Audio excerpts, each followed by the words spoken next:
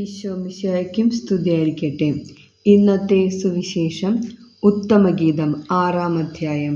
കർത്താവ് പറയുന്നു: തോഴിമാർ, അങ്കനമാരിൽ അഴകാർന്നവളെ, നിന്റെ പ്രിയൻ എങ്ങുപോയി?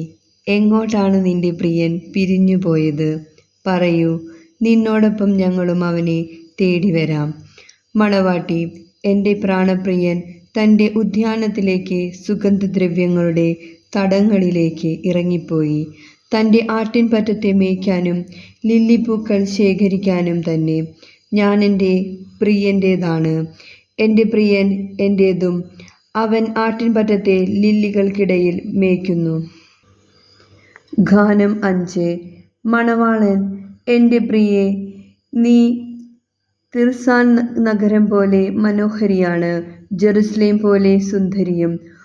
കൊടിക്കൂറകളേന്തി വരുന്ന സൈന്യം പോലെ നീ ഭയദയുമാണ്. നീ എന്നിൽ നിന്നും നോട്ടം പിൻവലിക്കുക, അത് എന്നെ വിവശനാക്കുന്നു.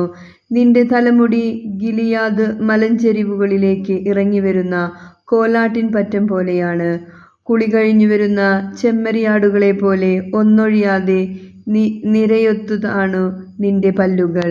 നമ്മുടെ കർത്താവായ ഈശോ മിശിഹായ്ക്ക് സ്തുതി.